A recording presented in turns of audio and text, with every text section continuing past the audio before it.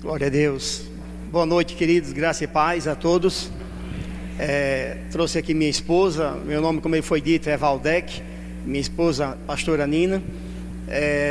Nina. Ela está dizendo José Nilda. Não, é Nina. O nome dela é Nina.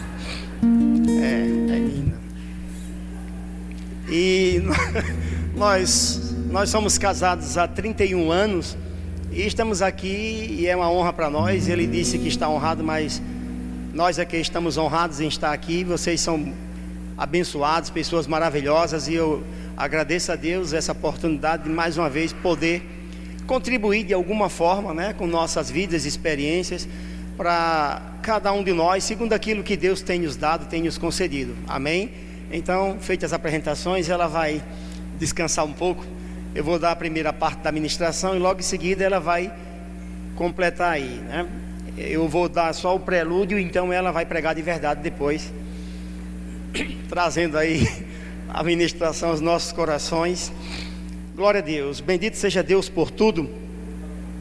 E eu achei esse tema interessante, o sacerdócio no lar, e me deu um pouco de trabalho, porque não é muito o que estamos acostumados a ministrar. Às vezes temos a sensação, eu também às vezes pensava assim, eu acho que eu vou passar muito tempo pregando sobre fé. É confortável, né? Pregar sobre fé, pregar sobre cura. Então Deus direciona a gente para falar sobre outras coisas, porque Deus sabe a necessidade de cada um de nós. Se Ele tratou desse assunto, colocou no coração de Clóvis e Ivone esse assunto do sacerdócio, eu acredito que Deus sabe o que faz, que a direção do Espírito é o melhor para cada um de nós. Amém? Vocês estão aqui comigo ainda? Sejam todos bem-vindos. Eu estou vendo muita gente aqui conhecida. Eu conheço algumas dessas pessoas que estão aqui. Eu já vim em algum lugar. Aqui também tem algumas pessoas que eu já vi. Mas glória a Deus. Sacerdócio no lar. Eu vou dar uma pequena introdução rapidamente sobre o nome sacerdócio, essa palavra, para que a gente tenha uma introspecção mais avançada. Só depois que alguém vier aqui diminuir o vento aqui que está sobre mim, desse ar-condicionado. Não é para desligar, é para diminuir o vento. Amém. Vocês estão comigo ainda? Glória a Deus. Esse camarada chega aqui, se sente em casa, começa a querer reinar nas coisas. Esse é o problema, irmão. Eu estou me sentindo em casa mesmo. Sacerdócio. Na verdade, esse é um cargo atribuído a um camarada chamado sacerdote. Eu vou falar um pouco da antiga aliança e trazer e arrastar para os nossos dias. Então, na antiga aliança, antigamente o povo de Deus, os sacerdotes era alguém separado por Deus para ocupar o sacerdócio. E a função primordial, ou digamos única, dos sacerdotes era ministrar ao Senhor e também receber do Senhor, em relação a si próprio, em relação ao povo que ele representava naquela época. Os sacerdotes naquela época, eles tinham o relacionamento com Deus. O povo não tinha acesso. Vocês viram o hino que cantamos agora há pouco, que diz assim: o véu que separava já não separa mais. Aquele véu, realmente, ele separava o acesso do ser humano a Deus. Ninguém tinha acesso livre a Deus. Os sacerdotes ministravam num templo de pedra, de paredes ou de madeira, e ali ele cuidava das coisas concernentes a Deus, as coisas sagradas. Tudo que era sagrado, somente o sacerdote podia estar perante Deus para oferecer sacrifícios. Os sacrifícios oferecidos pelos sacerdotes na antiga aliança eram de fato, literalmente, sacrifícios. Eram sacrifícios humanos, no sentido de esforço humano. Eles sacrificavam várias coisas pelo pecado do povo, intercedia pelo povo, era o intermediário entre Deus e o povo. Esse era a função sacerdotal naquela época. E então, as pessoas não tinham acesso a Deus, o sacerdote tinha, mais precisamente o sacerdote principal, o primeiro, que era chamado de sumo sacerdote, era quem tinha acesso à câmara secreta, ao Santo dos Santos, para então poder contemplar a glória de Deus e trazer um pouco dessa glória para as demais pessoas. Agora, como isso funciona nos nossos dias? como isso também funciona na vida familiar, no casal e em toda a família, porque falar de casal significa falar de família. Não dá para dissociar isso, porque quem casa, aí você está pensando que eu vou dizer que é casa, né? Não, quer filhos. Quem casa quer filhos, com raríssimas exceções. Se você não quer filho, irmão, Deus já te perdoou, viu? Então, com raríssimas exceções, quem casa quer filhos. Então, Deus instituiu, criou a aliança de sangue do casamento para que haja multiplicação. O projeto original era esse. Então, eu quero convidar você que tem Bíblia. Se alguém não tiver Bíblia perto de você, ofereça a sua, por favor, em nome de Jesus. Então, você que já tem memorizado todo o Novo Testamento, dá a sua Bíblia para quem está do seu lado e vai apenas pela memória, tá certo? Ninguém diz amém, ó. Por que será, meu Deus?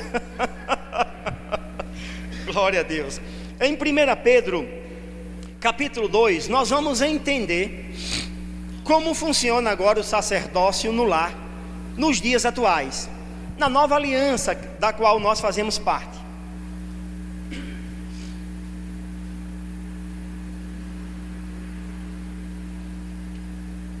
Primeira Pedro, capítulo 2, quem está comigo aí? Eu quero fazer com vocês o que eu faço sempre lá na nossa igreja. Eu quero pedir a gentileza de você só ler o texto que eu te der como referência. Temos um acordo? Amém? Isso é muito importante pela sintonia da unção que você vai ficar. Então não sai lendo a Bíblia toda quando eu indicar um texto. Faz isso em casa, mas aqui faça apenas a leitura do texto que eu te der como referência. Vocês estão comigo ainda? Amém. No capítulo 2 de 2 Pedro, apenas o versículo 5, ele diz o seguinte, na minha versão: vós também, como pedras vivas, sois edificados casa espiritual. Vocês estão me acompanhando aí? 1 Pedro 2,5.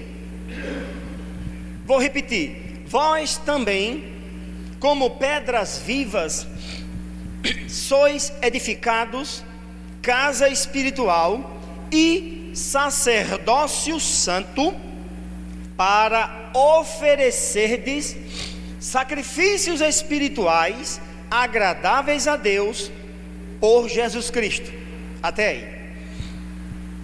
Observe que, como eu disse, o sacerdote da antiga aliança, ele ministrava num templo de pedra. Lá dentro ele encontrava Deus, para sugar de Deus, além de também dar a Deus.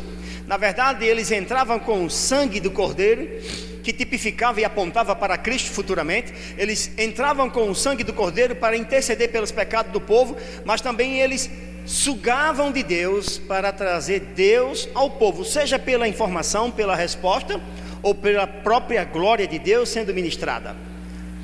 Mas na nova aliança, da qual nós acabamos de ler, a palavra de Deus está dizendo que essas pedras vivas, essas pedras nas quais o sacerdote antigo ministrava, somos nós hoje, não mais pedras, somos como pedras vivas. Ele está tentando dizer para mim, para você, que o santuário agora é você, não mais em Jerusalém, não mais num lugar, não mais num ambiente físico, mas agora vamos encontrar Deus em um santuário vivo. Ele nos chama de pedras, porque cada um de nós, corpo de Cristo, passou agora a ter a glória de Deus dentro de si, permanente. Não precisamos mais ir a Jerusalém buscar Deus, não precisamos mais subir no Monte Sinai para falar com Deus. Deus agora está dentro do cristão. Você que nasceu de novo, que recebeu Jesus, Deus está dentro de você. Você agora se tornou-se o santuário. Preste atenção, vocês são santuários vivos, edificados como casa espiritual. Então, nós somos a casa do Espírito Santo de Deus. Vocês estão aqui?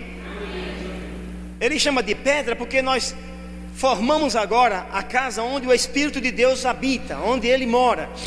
Então você, queira que não queira, se você é nascido de novo, se você é salvo, você transporta Deus, você transporta o Espírito de Deus, você transporta o Filho de Deus. você transporta a glória de Deus. Então onde você chega, a glória de Deus chega. Aonde você estiver, Deus está. E onde Deus está, o poder dele está. Amém? E então ele diz que nós somos casas espirituais. Então, nesse sentido, a glória de Deus já está em nós. E ele diz mais: e sacerdócio santo. E ele diz a função agora do novo sacerdote, o sacerdote da nova aliança, para oferecer sacrifícios espirituais. O que são, pastor, sacrifícios espirituais? Sabe, tudo que nós fazemos para nos relacionar com Deus e para ministrar Deus a algo ou a alguém envolve sacrifício espiritual, como orar, meditar na palavra, estar na presença de Deus, conhecer e prosseguir em conhecer o Senhor.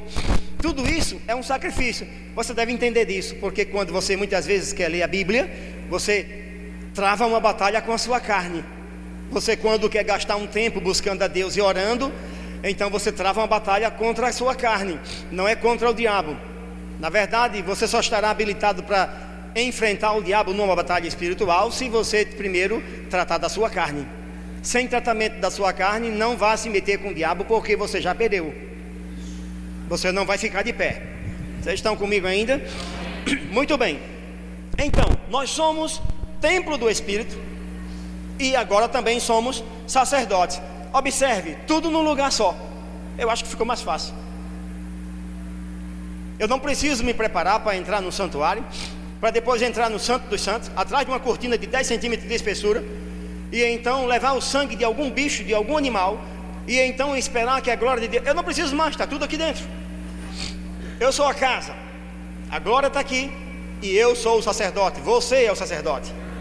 Não são lideranças, todos são sacerdotes. Aqui está falando do corpo de Cristo, todos são agora sacerdócio santo.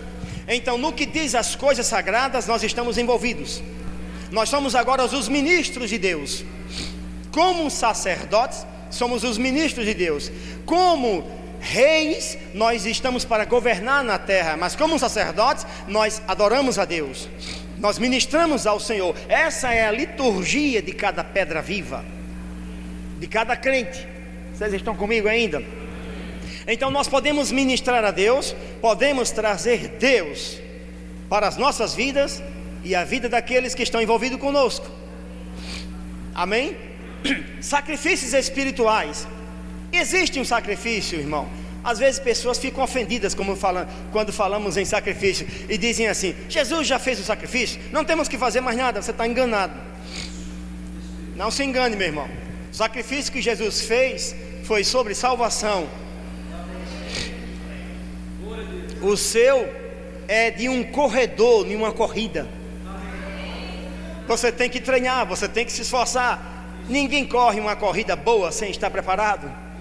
Há um sacrifício, irmão, há um preço a pagar de nossa parte. O preço que Deus tinha de pagar por nós foi pago, mas você tem que pagar um preço para permanecer na palavra, para a palavra permanecer em você, para permanecer em Deus. Como o apóstolo Paulo disse: efetuai a vossa salvação com temor e tremor. Então há algo a se fazer, e numa aliança ambas as partes estão envolvidas no que diz respeito a cumprir regras. Amém? Muito bem. Agora, o sacerdote no lar. Veja bem, numa família onde marido e mulher, pai e mãe são salvos, são crentes, os dois são sacerdotes. A Bíblia diz que o homem é o cabeça da mulher e que a mulher seja submissa ao marido. Veja bem, o homem é o cabeça da esposa num contexto familiar, mas no que diz respeito ao sacerdócio, a vida espiritual do lar, nenhum é cabeça de ninguém. Jesus é o cabeça deles dois. Jesus é o cabeça do marido, Jesus é o cabeça da mulher, no sentido de ser sacerdotes e poder ter uma relação com Cristo. A palavra diz que o homem é o cabeça da esposa, sim, mas no contexto familiar, não no contexto espiritual. O guia espiritual da esposa é Jesus, é o Espírito de Deus. O guia espiritual do homem é o Espírito de Deus. Vocês estão me entendendo, irmão? Veja bem, os dois são sacerdotes. Mas pastor, na minha casa só eu sou salvo, minha esposa não é. Então você é o sacerdote do lar e vai ter que interceder por ela e pelos filhos. Mas só a mulher é crente ou salva e o marido não é. Então tem um sacerdote, mas os dois são crentes, mas meu marido não busca muito, ou minha mulher não busca muito. Veja bem, apesar de sermos sacerdotes, isso significa que somos potencialmente preparados, não significa que já somos efetivos. Vocês estão comigo? Não significa que as coisas estão funcionando bem. Uma coisa é estar habilitado. Olha, nós fomos habilitados para reinar em vida. Não significa que você está reinando em vida. Mas quando acontece de um buscar mais do que o outro, um ser cheio do Espírito, o meu cônjuge não é cheio do Espírito Santo, então aquele que é cheio, ele vai incorrer na lei do mais forte e do mais fraco, que está em Romanos capítulo 15. É um princípio, é um conselho bom, é um princípio. Aquele que é forte suporte os fracos, o que é forte carrega o fraco. Então, o mais espiritual no lar torna-se o sacerdote e assume a responsabilidade das coisas sagradas. Alguém tem que fazer, alguém tem que estar envolvido com isso. Por quê, pastor? Pergunta assim, por quê, pastor? Vamos lá, o Salmo 127 vai responder para você. Salmo 127. Você vai entender o porquê de que os sacerdotes do lar, pai e mãe, marido e mulher, precisam e têm a urgente necessidade de ministrar nas coisas sagradas. Salmo 127. Esse salmo está intrinsecamente ligado ao que acabamos de ler ali, mesmo sendo algo escrito na antiga aliança. No Salmo 127, a palavra de Deus começa dizendo assim: eu quero que você que está aqui nessa noite, seja crente ou não, salvo ou não salvo, não importa a sua denominação, sua crença, credo, religiosidade, onde você anda frequentando, não interessa, escute o que Deus tem para dizer para você nesta noite. A palavra diz assim: se o Senhor não edificar a casa, em vão trabalham os que a edificam. Até aí por enquanto. Eu vou repetir: se Deus não estiver envolvido na construção de um lar, o lar vai ter uma construção, mas para no final desmoronar. É isso que a palavra está dizendo. Se não envolvermos Deus, se não trouxermos Deus para que Ele edifique o nosso lar, Deus não está falando aqui de casa de tijolo, irmão, está falando de você, está falando do lar. Lar e residência são coisas distintas. Você pode ter uma casa e não ter um lar. Mas se você tiver um lar, você nem precisa de casa. Vocês ainda estão comigo? Amém. Eu estou correndo assim, falando um pouco ligeiro, porque Nina ainda vai ministrar. Porque se me der corda aqui, irmão, eu só paro de falar amanhã de manhã. Então eu estou tentando aqui, eu estou travando uma batalha espiritual aqui para resumir e contextualizar tudo que eu estou falando aqui debaixo de graça. Amém? Então, a palavra de Deus está dizendo: meu querido sacerdote santo, diga: eu sou sacerdote santo. Quem é sacerdote santo aqui? Diga assim. Diga assim: olhe, a palavra está dizendo ao sacerdote santo: construa seu lar envolvendo Deus. Chame Deus todos os dias. Eu vou explicar como você faz isso. Não é para chegar, Deus, venha para cá. Não é isso, não é sobre isso que eu estou falando, irmão. Porque Deus já está morando com você, porque Ele está dentro de você. Eu estou falando, irmão, em edificação, em construção. A habilidade de gerenciar uma família que Deus deu ao pai e à mãe, capacitou. Olha, ser capacitado não é garantia de que as coisas vão funcionar bem, mas vocês são habilitados. É questão agora de escolha, é uma questão de querer, é uma questão de usar. Amém? Então, ele diz aqui: se o Senhor não edificar a casa, em vão trabalham os que edificam. Se o Senhor não guardar a cidade, o vigia vai vigiar em vão. Então Deus está falando agora de segurança. Depois ele diz assim: em vão, inútil vos será acordar de madrugada, comer o pão de dores, trabalhar que nem doido para obter o sustento. Ele está dizendo que se Deus não estiver envolvido, você vai trabalhar e vai ficar doido mesmo. porque será inútil acordar de madrugada, dormir tarde, comer o pão de dores, porque a bênção do Senhor é que enriquece e não produz essas dores. Ela não produz esse sacrifício humano, ela envolve o sacerdócio, que é um relacionamento íntimo com o Deus provedor, com o Deus da segurança e com o Deus que cuida da família, que cuida dos filhos. Observe o que é que diz o versículo adiante, versículo 3, preste atenção. Você perceba que quando Deus falou em casa, aqui no versículo 1, agora automaticamente no versículo 3, ele não perguntou se você quer ter filho, ele está falando sobre filhos. Os filhos já estão envolvidos. Diga, filhos são um projeto divino. Você precisa entender isso, que isso é antigo desde a criação do homem. Isso não é invenção desse modismo do século que vivemos, irmãos. Deus criou a família. Família é um projeto divino, é um projeto de Deus, não é um projeto humano. Por isso você não pode governar sua família sem Deus estar envolvido. Por isso você não é idôneo para gerenciar um lar, uma casa, sem a ajuda do Senhor, principalmente você que já conhece o Senhor. Então no versículo 3 ele diz: eis que os filhos são herança do Senhor, e o fruto do ventre o seu galardão. Versículo 4: como flechas na mão do valente, assim são os filhos da mocidade. Até aí. Eu não vou ler o versículo 5 para você agora não. Como flecha na mão do valente, Deus está dizendo que os pais são guerreiros, são valentes. Ele diz também que os filhos foram emprestados a vocês. Eles não são seus, é algo que Deus deu até um tempo. Por quê, pastor? Minha neta vai nascer agora no mês de outubro. É a filha do meu filho Jonathan. Meu filho, o Jonathan é meu filho. Quando a filha dele nascer, será minha neta, mas será filha de Deus. Deus não tem neto. Todos nós somos filhos de Deus.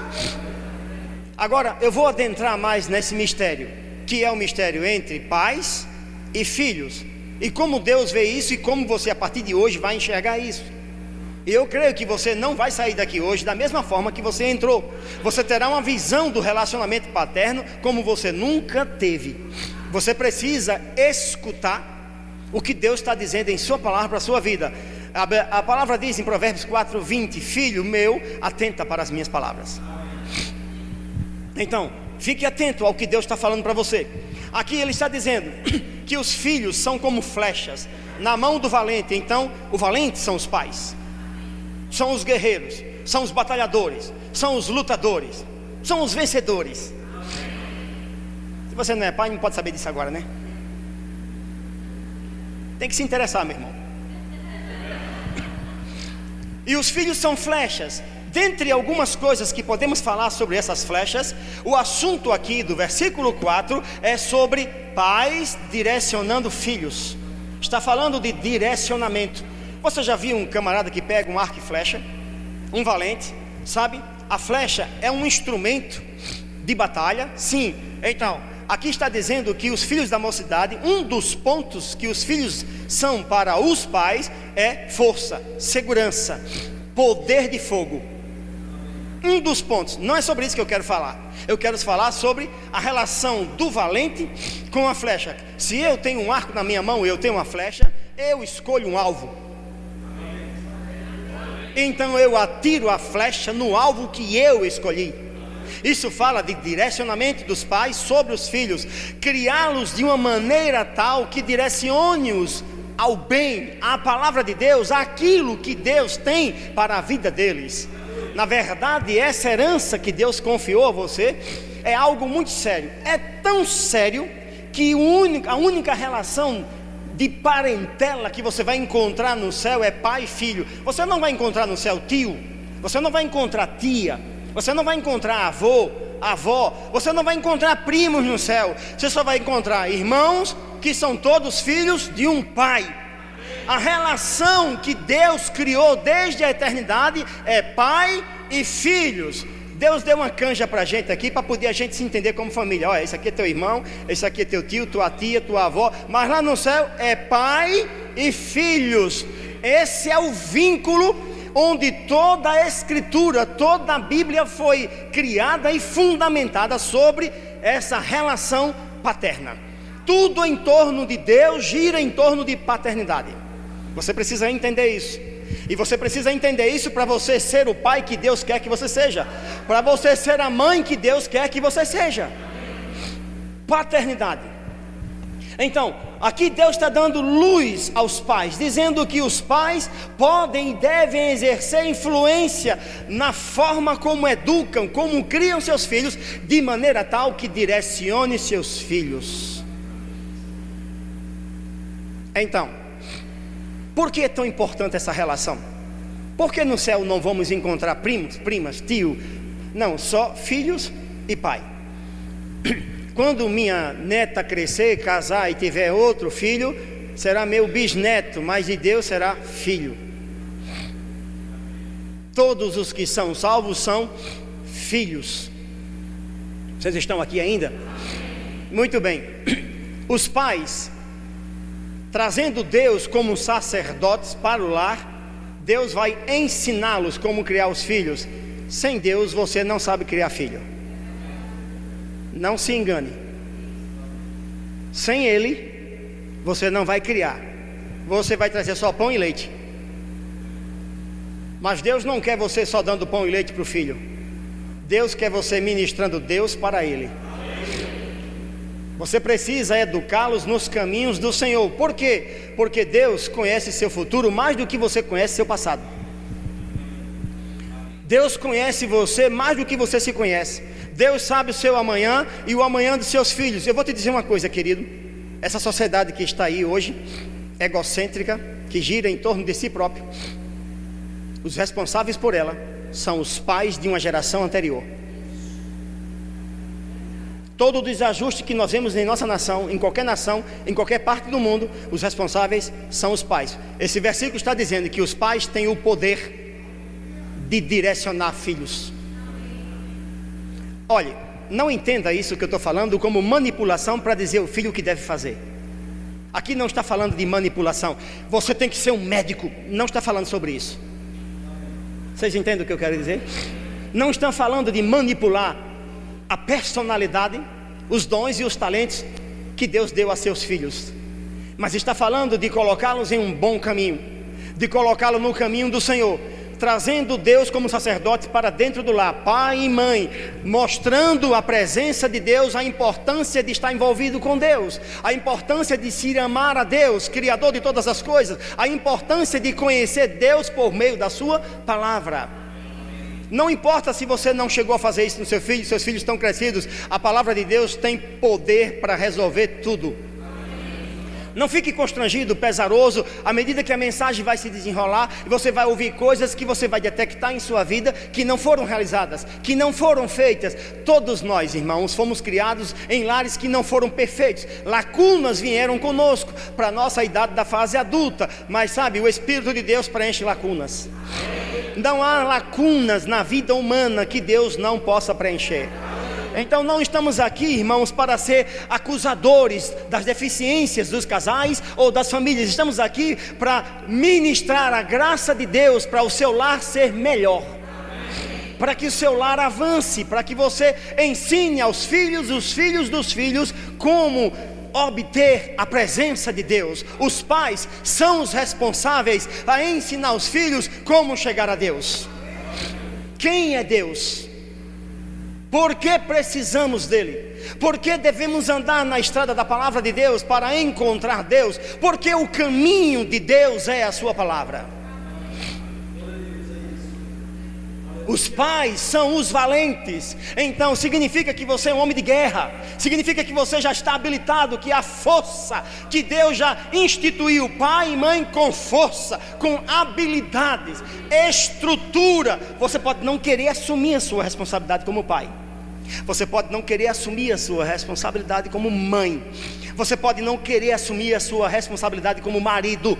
Você pode não querer assumir a sua responsabilidade como esposa. Mas Deus habilitou vocês. Vocês são habilitados.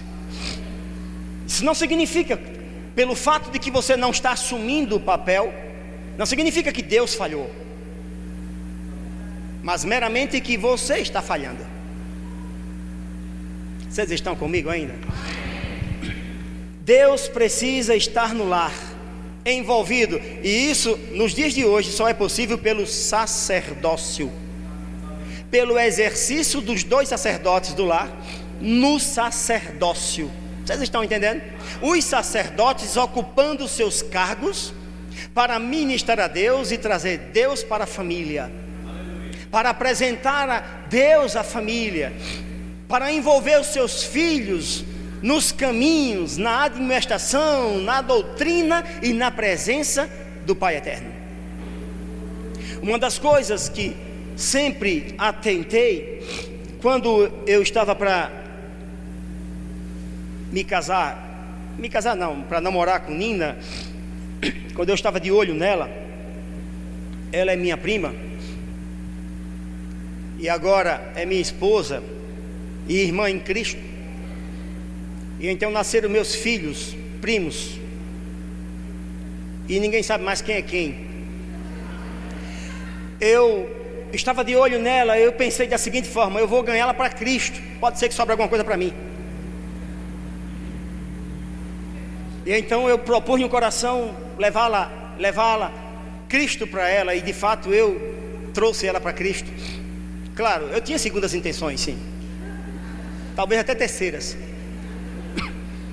Então Jesus ficou interessado no espírito dela, e eu disse: pode deixar que o resto eu guardo até o dia, eu tomo conta direito, não se preocupe. E temos um acordo. Ele é o Senhor do espírito dela e tudo, mas pela palavra dele, ele disse que o corpo dela é meu.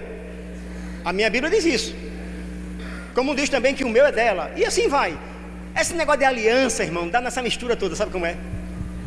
E isso é interessante. E uma das coisas que, como eu já era mais avançado no evangelho do que ela, quando eu a trouxe para Cristo, uma das coisas que eu tive como observação e preocupação em mim foi cuidar para o crescimento espiritual dela, zelar. Então eu fazia de tudo. Primeiro passo, eu a vi quando nós casamos. No começo nós não vivíamos tão folgados como esses filhos que são ricos hoje, que casam na igreja, né? Já casa todo mundo rico, né? Eu casei debaixo de muita penúria. E então ela lavando roupa lá, e um dia eu fui ajudá-la, fui lavar uma roupa, uma calça jeans, e depois que eu lavei, eu disse assim: eu não sossego enquanto não comprar uma máquina de lavar. Esse negócio de lavar essa calça não é de Deus. Eu quero minha esposa orando comigo. Eu não consegui lavar, eu não fui aprovado, eu fui reprovado na primeira calça. Então eu propus no coração, mesmo sem ter aquelas condições todas, então comprei máquina e fui equipando a casa com máquinas, porque eu queria ela perto de mim orando, buscando Deus. Meu negócio era buscar Deus. Eu digo: não, mas isso aí não tem futuro não, meu amigo. Vamos trabalhar aqui diante do Senhor, vamos trazer Deus para casa. Os filhos vão chegar, e eu quero que eles conheçam um Deus que produz alegria em nós, um Deus que produz satisfação em estar casado, alegria do casamento. Tem pessoas que ficam preocupadas assim: eu não quero retroceder um dia. A Bíblia diz que quem encontra uma esposa alcançou um favor de Deus. Eu sou um cara favorecido. Você está entendendo, irmão? Ela tinha 18, 17, não sei quantos anos nós nos casamos, 18 anos, por aí. Eu não troco ela hoje por 10 dela quando tinha 18.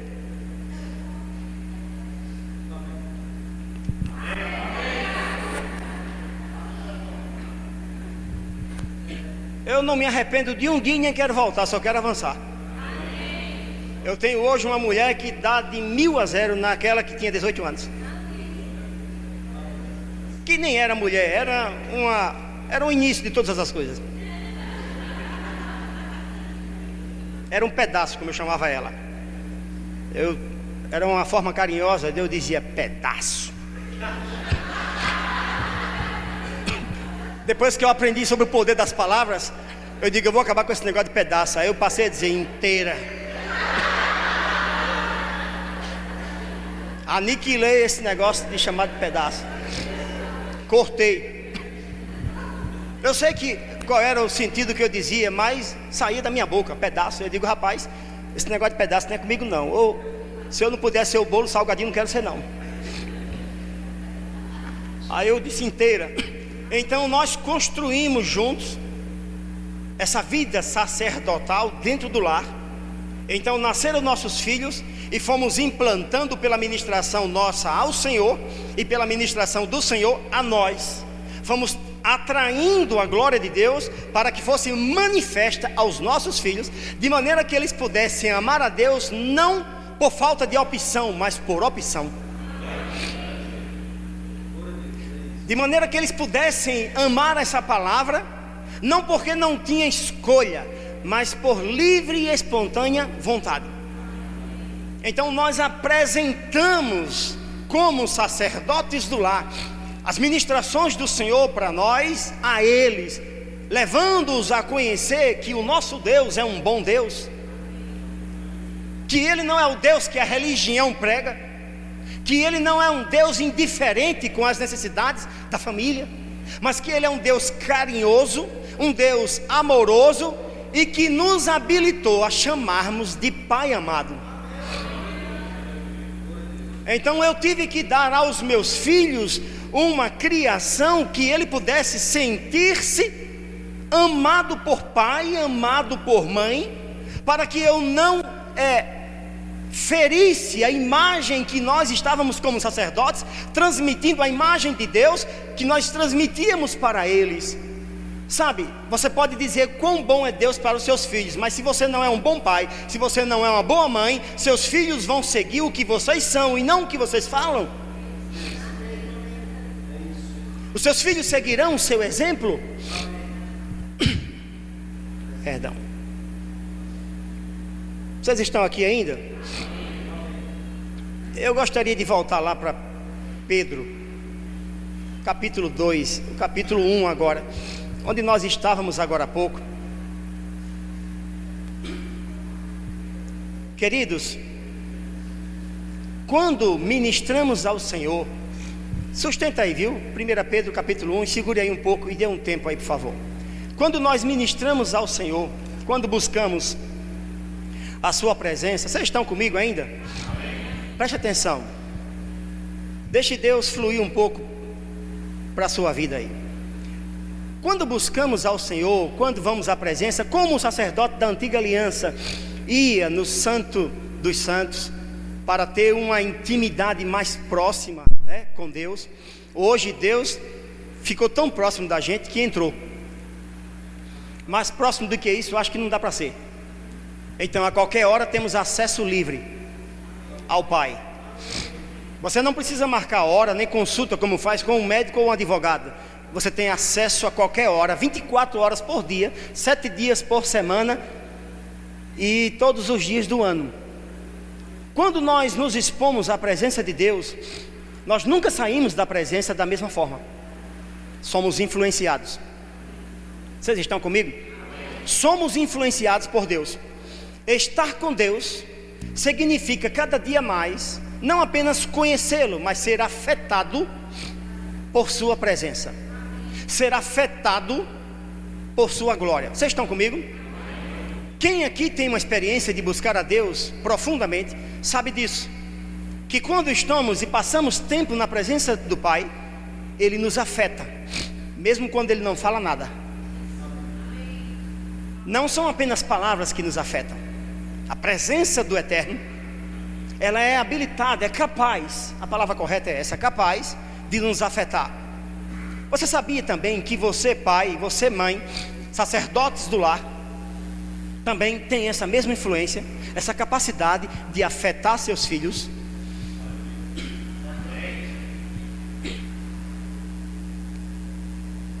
Uma das coisas que eu aprendi com meu pai foi que eu nunca devo mentir.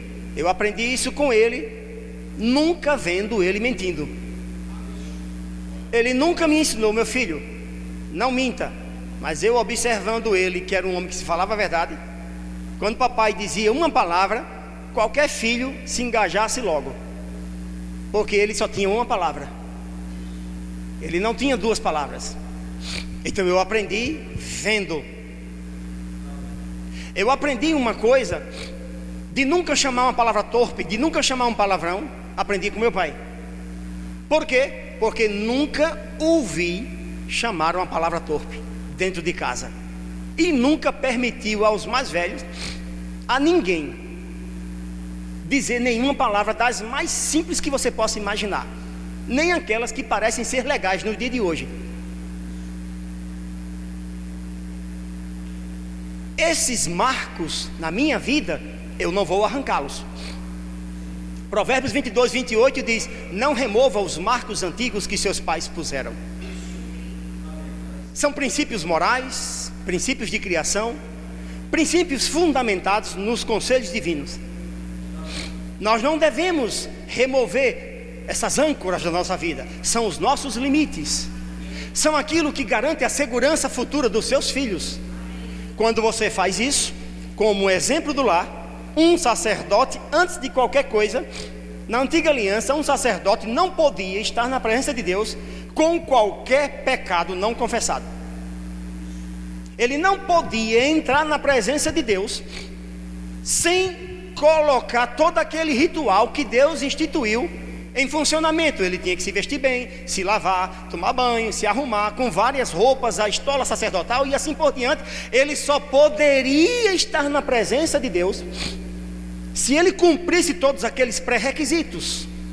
Quando um deles esquecia ou não dava consideração, não atentava ao que Deus tinha falado, e entrava faltando alguma peça da estola sacerdotal na presença, eles eram fulminados e eram mortos. Chegou um período que os outros sacerdotes amarravam a corda naquele que ia, o sumo, entrar no Santo dos Santos, porque se ele morresse, ele era puxado com a corda, porque ninguém mais podia entrar na presença sem autorização. Chegou a graça, e aquilo que era o Santo dos Santos agora está dentro do seu espírito. Mas isso não é autorização para libertinagem nem leviandade. O que era sagrado no passado continua sendo sagrado hoje. A importância de ter Deus na casa no passado é a mesma importância e muito mais de ter Deus hoje nos lares, diante de uma sociedade promíscua, imoral, perversa e corrompida. Pais, vocês são responsáveis pela próxima geração. Por isso, a relação entre pai e filhos diante de Deus é séria. O primeiro mandamento com promessa foi sobre pai e filho. Filhos, obedecei vossos pais, honrai a vossos pais no Senhor, para que te vá bem. Esse te vá bem, no grego, é para que você prospere. Filhos que honram pai, prosperam. Mas como filhos vão honrar pai que não se dão a honra, que não veste as vestes sacerdotais e não representa dignamente Deus no lar? Como filhos vão aprender? Ele não vai aprender com o que você fala, ele vai aprender vendo o seu caminho. Ele precisa ver Deus nos pais, ele precisa ver luz nos pais. Quando você tem luz brilhando, onde houver trevas, luz expulsa. Então ele diz: para que te vá bem e sejas de longa vida. Filhos que honram pais, eles vivem vida longa. O sacerdote tem essa função: representar Deus no lar, criar e instituir sua família em bases divinas. Você quer uma família próspera? Você quer ver filhos dos filhos poderosos na terra? Seus filhos querem. Você quer ver uma geração de filhos poderosos? Represente bem Deus na sua casa, no seu lar. Você precisa ser a imagem que lhe foi restituída com preço de sangue. Jesus pagou um preço para que a imagem do Pai fosse restabelecida na humanidade. Quem é salvo tem um compromisso moral, um compromisso legal de ser Deus na casa, de ser o homem que representa a divindade na casa, o homem que representa os direitos legais de uma família, o homem que representa a justiça de Deus dentro do lar. Você pai, você mãe, é coisa séria. A sociedade que estamos vivendo aí, essa sociedade desnorteada, rodando em torno de si, irmãos, é uma sociedade que quem é responsável por ela são os pais de uma geração atrás. Uma geração na Bíblia dura 40 anos. Então você que está tendo filho agora, daqui a 30, 40 anos, o que acontecer com o Brasil, você é responsável. Seus filhos vão criar a nação que você vai ver nos seus últimos dias. É isso que a Bíblia está dizendo, quando ele diz: se o Senhor não estiver envolvido na casa, no lar, é em vão. Lares chegam à ruptura e desmoronam, porque Deus não está envolvido. Ah, pastor, mas eu vou para o culto todo domingo, e para o culto não é ter envolvimento com Deus.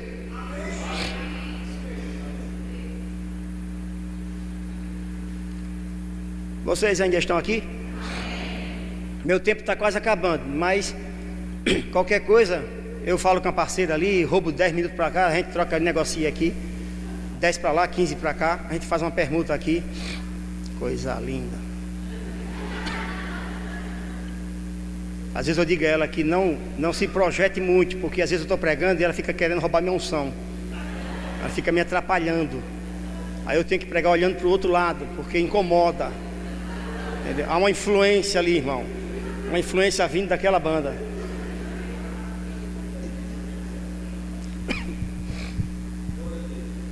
Agora, vocês estão em 1 Pedro, no capítulo 1, preste atenção, o que você vai ouvir aí. Capítulo 1, versículo 18 e 19. 1 Pedro 1, 18. Sabendo que não foi com coisas corruptíveis, como prata ou ouro, que fostes resgatados da vossa vã maneira de viver. Em algumas versões diz dos seus fúteis procedimentos fúteis, né? Mas aqui na minha versão diz da vossa vã maneira de viver, que por tradição recebestes dos vossos pais.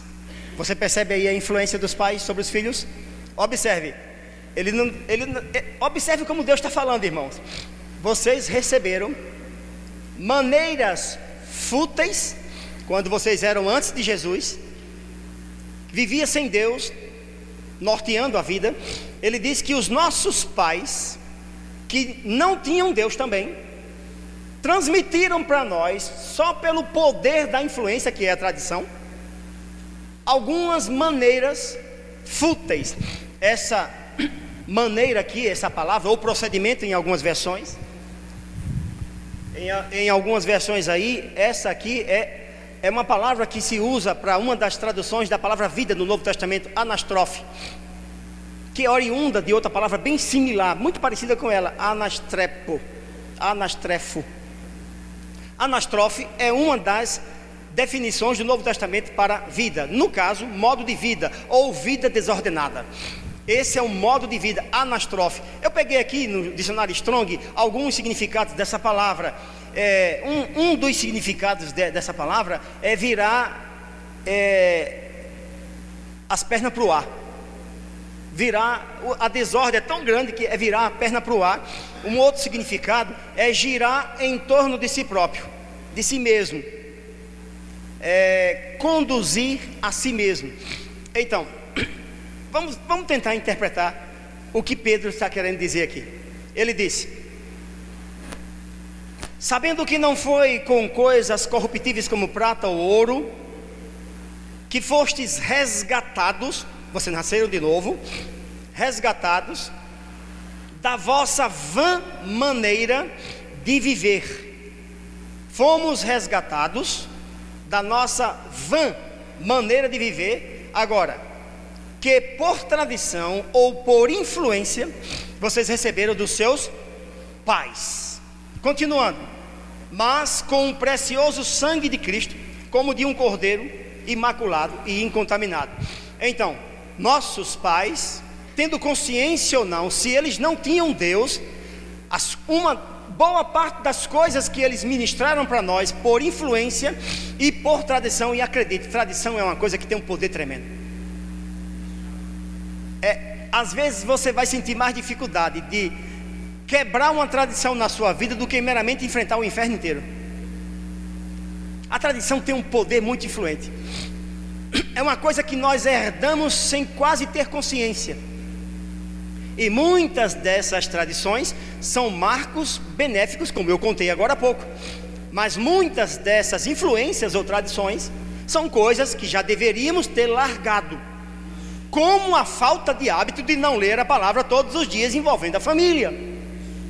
Eu não fui criado assim, tá na hora de pegar essa tradição de falta de hábito, de disciplina e jogar fora. Olha o silêncio. Vamos ficar calados agora? É hora de dizer glória a Deus e vibrar na cadeira. Sei não, com glória a Deus disso aí, eu não sei se a gente vai chegar em algum lugar não. Vamos lá. Vocês têm que meditar na palavra dia e noite. E vocês precisam inculcar seus filhos nesse mesmo ritmo. Pastor, meu filho não quer me obedecer. Engraçado, o meu sempre me obedeceu. O governo em casa sempre esteve comigo. Eu nunca tive problema de meu filho cumprir uma ordem. Pelo contrário, eu ensinei meu filho a ter uma palavra. Quando eu dizia assim, ele sabia que era assim. Se eu dissesse, vou bater em você, você vai ser justiçado, ele sabia que só Jesus em pessoa para intervir, porque a minha palavra era cumprida. Provérbio diz que eu devia usar a vara. Se eu dissesse a ele que a vara ia entrar em ação, só Jesus pessoalmente para dizer assim, pare. Fora isso, dá para saber quantas vezes Jesus apareceu, não foi? Por quê? Porque eu sabia que lá na frente, para ele ter um bom relacionamento com Deus o Pai, ele precisava ver em mim o que a Bíblia diz que um pai tem que ser e como Deus é. O sacerdote representa Deus. De que forma você vai representá-lo? Dentro do seu lar, sacerdotes, aqueles que nasceram de novo, são a imagem de Deus, divina. Seus filhos verão em você o que eles vão praticar com Deus lá na frente. E se ele não tem um bom relacionamento com vocês, não terá com Deus. Se ele não vê o amor de Deus em você, ele não vai reconhecer o amor de Deus. Tradição é algo muito forte. Fui criado assim, vou ficar assim. Você não tem que ficar assim, você tem que ficar como a palavra manda.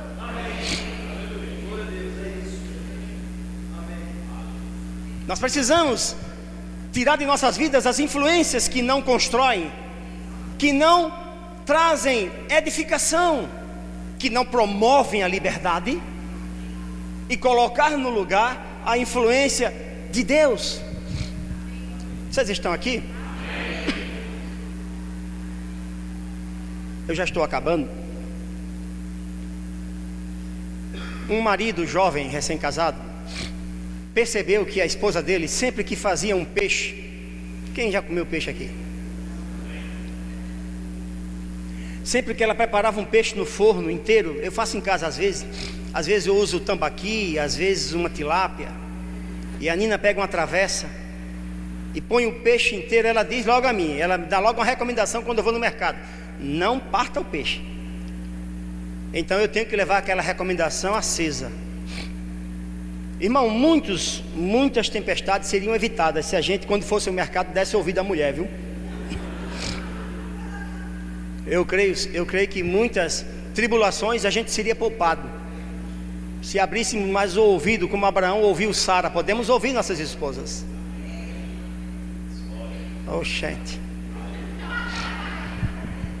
Tem um amém aleijado aí, outro cantando titubeando. Irmão, vocês ouviram o que eu falei? Quando você falar, irmão, fale com convicção. O diabo tem que ouvir você falar também. Então ele observava que todas as vezes que a esposa dele fazia aquele peixe na travessa, ela cortava o rabo do peixe e preparava o peixe. E ele foi vendo isso, e um dia ele disse: querida, por que você corta o rabo do peixe toda vez que vai fazer um peixe no forno?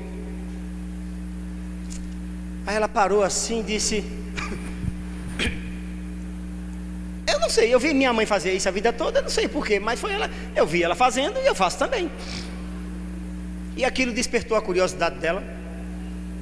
Então ela disse: eu vou ligar para minha mãe para saber. Agora eu fiquei curiosa. Aí ligou para a mãe dela: mãe, meu fulano, diz o nome do rapaz, fulano perguntou por que eu fazia isso e eu não soube responder. Eu disse que porque eu vi a senhora fazendo. Sempre que fazia um peixe no forno, cortava o rabo do peixe. A senhora fazia isso por quê? Então a mãe dela disse: minha filha, você agora me pegou. Eu sempre vi a sua avó fazer. Eu não sei, eu nunca perguntei, mas eu sempre vi sua avó fazer assim. Então eu aprendi a fazer assim. Mas eu vou perguntar para sua avó. Tá bom, mãe. Então ela ligou para a avó dela, que era a mãe dela, e disse: mãe, por que a senhora cortava o rabo do peixe toda vez que fazia um peixe no forno? Ela disse: não, é porque a minha travessa era pequena e nunca dava, então eu cortava para caber.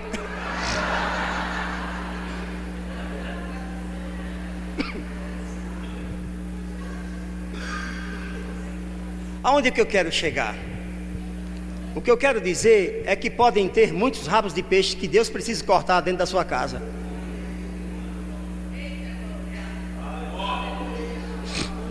Há muitas tradições que foram herdadas e atropelam, anulam a palavra de Deus. A eficácia da palavra de Deus, ela será maior na sua vida quando você se dobrar à ação do Espírito e não à sua. Quando você se dobrar ao que o Espírito tem a dizer pela palavra.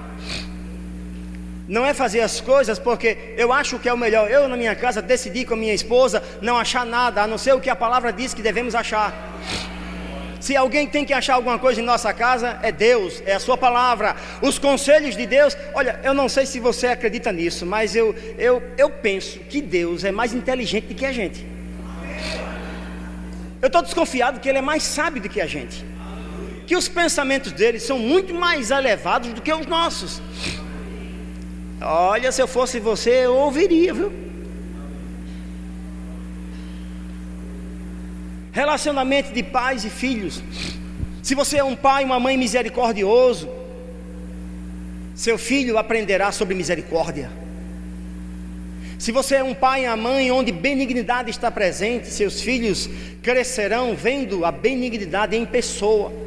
Eles não terão dificuldades um dia quando Deus for apresentado a eles e eles tiverem a sua própria vida devocional com Deus. Eles não terão dificuldade em entender que Deus é bom, que Deus é benigno, que Deus é misericordioso, que Deus é amor, que Deus é bom, que Deus é bom, que Deus é bom, porque ele viu isso nos sacerdotes dentro de casa. Eles não terão essa dificuldade. Eu estava me preparando um tempo desse para o cappuccino dos homens lá, que nós temos esse. As mulheres têm um encontro com as mulheres e os homens têm um encontro com os homens. E eu estava meditando para falar sobre pai e filho. E estava orando. E eu estava falando com o Senhor e disse: Senhor, eu tenho uma curiosidade e queria ser saciado.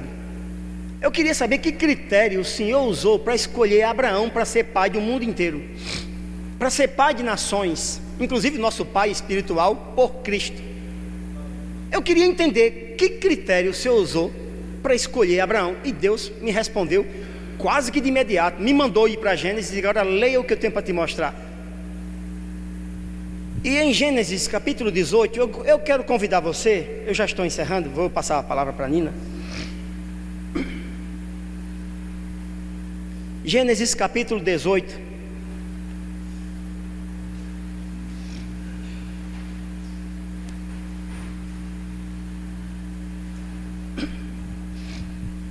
E Deus me levou até essa palavra e me respondeu. E como eu fiquei feliz em descobrir isso. E descobri que a questão de paternidade, de representar bem Deus no lar, entre marido e mulher, trazendo a imagem correta de Deus para o lar, é algo significante. Queremos um Brasil melhor, queremos um mundo melhor, queremos uma cidade melhor. Observe o que vocês estão fazendo e ministrando aos seus filhos. E Deus leva isso muito a sério. E quando chegou aqui no capítulo 18, verso 17, diz assim: e disse o Senhor: ocultarei eu a Abraão o que faço, visto que Abraão certamente virá a ser uma grande e poderosa nação, e nele serão benditas todas as nações da terra. Tem isso na sua Bíblia, irmão? Nele, diga comigo, nele todas as famílias da terra serão abençoadas. Continuando: porque eu o tenho conhecido, que ele há de ordenar a seus filhos e a sua casa depois dele, para que guardem o caminho do Senhor, para agirem com justiça e juízo, para que o Senhor faça vir sobre Abraão o que acerca dele tem falado. Olha o que Deus disse, irmãos. O que foi que Deus viu em Abraão? Um pai que Deus procurava. Eu tenho conhecido esse homem, e eu tenho certeza que quando eu ordená-lo, que eu disser que eu vou liberar minha bênção, ele vai fazer o que eu espero. O que é que Deus esperava? Ensine aos filhos e os filhos, até nós hoje. Se Deus conseguiu achar nele o pai, sabe, Deus conseguiu achar em Abraão o pai que ele é.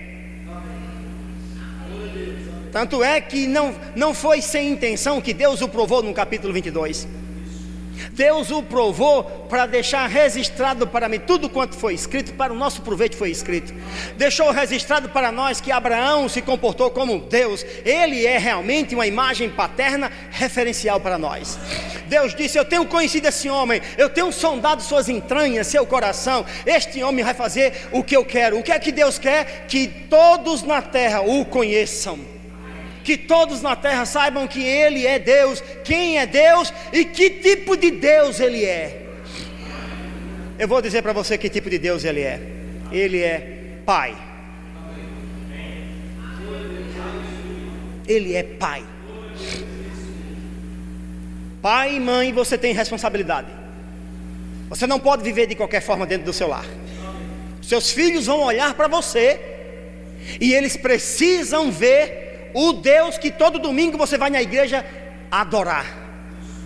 Ele não quer encontrar Deus na igreja, ele quer encontrar em você, pai e mãe.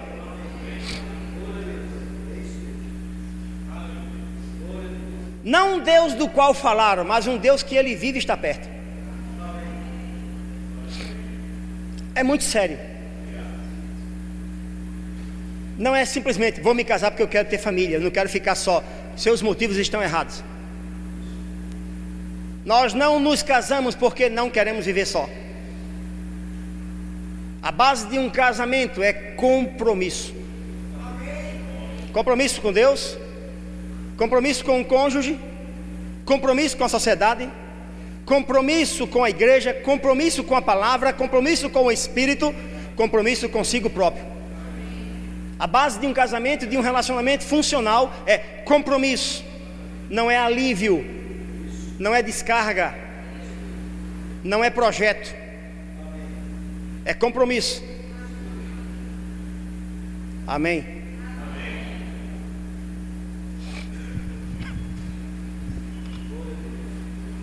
Sejam abençoados nessa prática da palavra.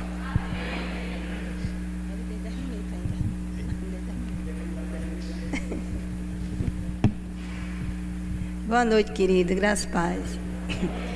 Tendo em vista que o pastor já deu a noção, né, de família, do sacerdócio no lar, eu vou me ocupar mais agora na parte das mulheres, amém?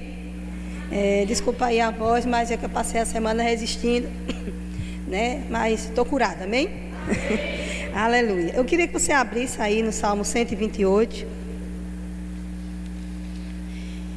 Amado, eu quero te dizer que a minha família, né, onde eu nasci, é bem diferente.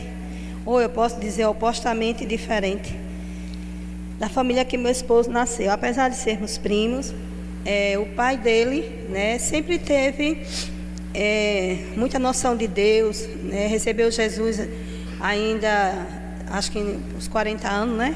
eu não sei assim ao certo, porque quando meu esposo nasceu, o pai dele já tinha 50.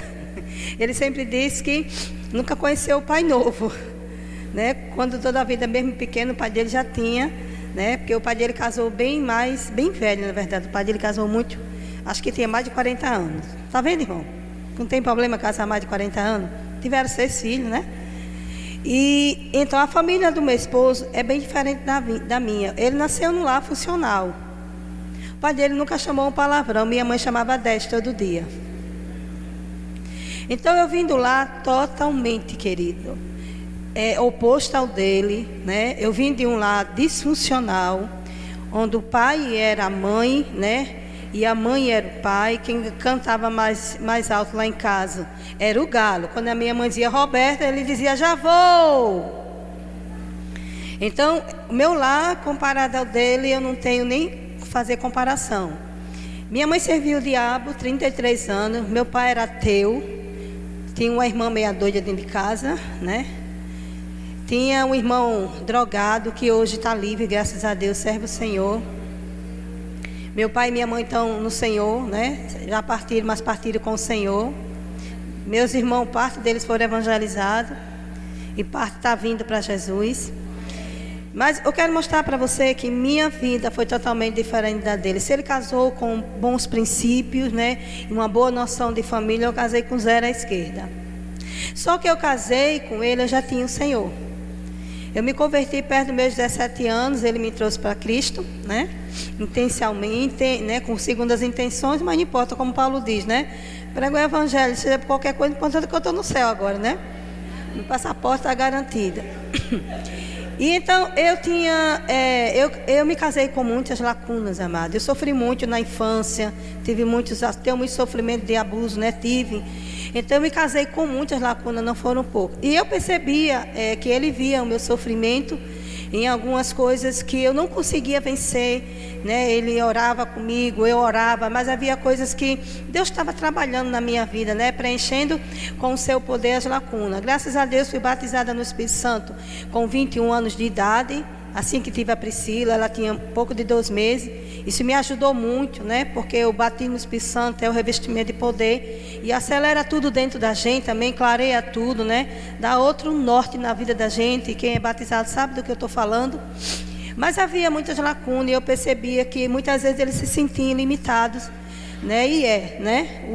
O carne não é limitado em relação a construir o poder de Deus, mas sei que ele sempre orou muito por mim, meu esposo sempre orou, como sempre ora, sempre ele disse para mim, estava vigiando pela sua vida. Hoje ele estava orando, eu disse, olha, está curado. Ele disse, está curada, viu? Eu estava orando por você. Então, ele sempre foi um homem de oração, que orar pela família, orar pela casa.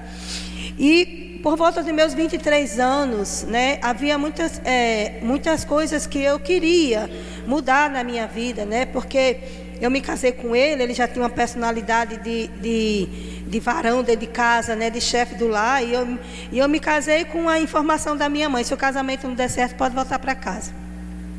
É o que mais ela me dizia, se o casamento não der certo, volta para casa. Ela não me ensinava, irmão, ela jogava assim, né? Jogava as frases dela que ela achava certa na cabeça dela. Se seu marido levantar a mão para você, no outro dia vai levar uma surra, venha para casa. Então, na cabeça dela, ele olhou com cara feia para mim, venha para casa. Então, eu me casei realmente com essa consciência. Qualquer atrito que eu tinha dentro de casa, né, no começo do casamento, principalmente os 2 primeiros anos foram muito difíceis, né? Porque eram 2 cabeças diferentes dentro de casa. E qualquer atrito que eu tinha, por menor que seja, a primeira coisa que eu pensava, qual era? Separação. Era bem notório isso acontecer, por quê? Porque era o que era implantado, né, na minha infância, pela minha mãe e muitas outras coisas. Minha mãe tinha muitas sequelas na vida, uma mulher muito amarga, não sabia amar. Então, foi muitos fatores na minha criação, né, que foram culminando que quando eu me casei, na verdade, né, eu arrastei aquela mala comigo, mas eu decidi, né, eu tomei uma decisão diante de Deus que eu não queria ser assim. Eu tinha dito ao Senhor que eu queria ser a melhor mãe do mundo, eu queria ser a melhor esposa do mundo, eu queria ser a melhor cristã do mundo, eu queria ser na minha família o que eu nunca vi na minha mãe. E eu começava a orar, buscar a presença do Senhor e pedir a Deus que Ele me ajudasse, me orientasse. E um dia meu esposo chegou em casa, né, da livraria, e me deu um livro. Eu tinha por volta de 23 anos, era um livro da Mary Rick, que detalhava o Salmo 128, né, relacionamento com Deus e a família, mostrando todo esse relacionamento que foi ministrado agora há pouco. E eu comecei, meus olhos se abriram, né, para o Salmo 128, de uma maneira como eu nunca tinha, na verdade, sido aberto. Deus me alcançou com aquele livro. Amado, às vezes algo chega na tua mão e você perde a oportunidade de receber da graça de Deus, porque diz assim, é isso aí, depois eu vejo. Então, na hora que eu recebi aquele livro, que eu peguei o título daquele livro e olhei, eu disse, Deus vai falar comigo por meio deste livro. Alguma coisa vai ficar agregado a mim. Amado, se você tem desejo de crescer, se você tem desejo de mudança, Deus vai alcançar você com graça. O problema da igreja é que quando a visitação de Deus chega, a graça chega, mas não faz nada. Quantas graças já passou pela sua vida? Paulo disse que ele não queria que a graça de Deus viesse a ele em vão. Mas ele fazia, ele trabalhava pela graça, servia pela graça. A graça restaura, a graça reconstrói. Se Deus me reconstruiu, eu posso te garantir que Ele pode reconstruir qualquer área da sua vida. Porque você não faz ideia de como eu entrei no casamento. Com muitas lacunas, a alma toda esfraguilhada mesmo. A minha alma eu era uma pessoa praticamente destruída emocionalmente por causa das palavras negativas da minha mãe. Eu nunca ouvi da minha mãe uma palavra, minha filha, eu te amo. Te amo? Eu não sei nem o que é isso que eu ouvi da minha mãe. Primeiro beijo que eu recebi da minha mãe, eu tinha 21 anos de idade. Quando eu fui ter minha filha, eu até estranhei. Quando eu estava entrando na sala para ter a Priscila, ela disse, mãe, por que a senhora está chorando e me beijando? Ela disse, porque eu estou com medo de lhe perder. Porque ela, quando teve um dos filhos, ela teve um problema lá, ela achou que eu também ia ter o mesmo problema, né? Então, querido, a menina que você está vendo aqui é outra. É uma menina reconstruída pelo Senhor. Sem problema na alma, amém? Não sou uma pessoa almática, que é o problema da igreja hoje. O problema da igreja não é nem diabo, é alma, irmão. Se você controlar se você colocar a sua alma em equilíbrio, como a Bíblia diz, né? A gente sabe que tudo vai funcionar bem, amém? Não basta ser cheio do Espírito Santo. Suas emoções têm que estar estáveis. Então, nesse salmo, no Salmo 128, eu vou ler o verso, para mim só me interessa o verso 3, mas eu vou dar sequência do 1 ao 3, tá bom? Amém? Bem-aventurado aquele que teme ao Senhor e anda nos seus caminhos. Pois comerás do trabalho das tuas mãos, feliz será e te irá bem. A sua mulher será como videira frutífera aos lados da sua casa. Eu gosto mais da expressão que diz no interior da sua casa, né? E os seus filhos como plantas de oliveira ao redor da sua mesa. Então, querido, eu comecei a olhar para este salmo e através daquele livro, Deus começou a ministrar o meu coração. E antes de mais nada, eu comecei ministrar esse salmo para a minha vida. Eu orava esse salmo, até porque meu marido na época, né, estava passando por um período de desemprego, e eu olhava para o salmo é completo, irmão. O salmo mostra uma família funcional, que é a família que Deus quer para mim e para você. Amém? Uma família funcional, amado. Uma família que serve a Deus. Uma família onde o pai é pai, onde a mãe é mãe, onde os filhos é filho, né? Porque a família hoje a gente vê, o pai não é pai, é mãe. Os filhos é pai e mãe, porque grita com o pai e grita com a mãe. Amado, eu sofri, posso dizer a você que nem cachorro doido da minha mãe. Apanhei de tudo que você possa imaginar. Se você imaginar aí, eu apanhei. Mas eu nunca disse uma palavra feia contra a minha mãe. Nunca lancei uma palavra, porque eu tinha uma avó temente. E o que sustentou minha vida dentro desse sofrimento todinho foram os conselhos da minha avó. Minha avó muito temente, uma mulher muito... Nunca vi um palavrão da boca da minha avó. Então ela sempre me freava, ela sempre estava colocando um freio, um cabresto em mim. Então graças a Deus que eu não tive uma mãe que eu queria, mas eu tive uma avó que me influenciou muito. Me influenciava sem palavra, amado. Minha avó morreu aos 92 anos. E cada palavra que saía da boca dela era um ensino. Era alguma coisa que podia agregar na nossa vida coisa boa. Uma mulher misericordiosa, bondosa. Nunca via maldade em ninguém. o oposto da minha mãe, que a minha mãe era rancorosa, ela é o oposto de bondade. Perdeu 2 filhos, assassinado, casou com 13 anos forçada, uma vida miserável minha avó teve, mas nunca vi minha avó uma mulher amarga, sempre amável. Então é possível, querido, ser diferente e ser alguém funcional e bom, mesmo diante de tanta tragédia. Amém? Então, quando eu olhei para esse salmo, que eu vi que Deus estava falando comigo no verso 3, dizendo que eu seria como videira frutífera no interior da minha casa. Eu olhei para mim, querido, e eu não havia tantas uvas. Você sabia que uma videira chega a viver 150 anos? As melhores uvas fabricadas na Itália e nesses países assim, são uvas de videiras antigas. Como eles fazem com, né, os melhores vinhos, amado? Como eles fazem com esses vinhos que ficam estocados em barris, né, fermentando e envelhecidos? Então, muitas desses vinhos são de videiras que eles conservam mesmo, pé de uvas antigo. Então, eu olhei para mim e eu via muitas lacunas. Eu via muita necessidade que precisava ser preenchida. Mas eu tinha alguém que era a fonte. Amém? Eu não tinha, amado, eu tinha um Criador que me criou para eu funcionar bem. A Bíblia tem resposta para tudo na sua vida, até para a área sexual. Tudo que você possa imaginar, a Bíblia tem resposta. Porque Deus é um ser completo, não nos criou deixando defeito, deixou um manual perfeito. Parou de funcionar, irmão, tem ingrediente aqui, tem graxa, tem tudo aqui que você precisa para funcionar bem. Então eu comecei a buscar o Senhor, comecei a ler mais, comecei a agregar mais coisas na minha vida. E Deus começou a trabalhar na minha vida, né? E uma das coisas que Deus começou a trabalhar comigo é viver em unidade com Ele. Porque muitas vezes eu achava o Deck duro, porque eu fui criado numa família muito liberal.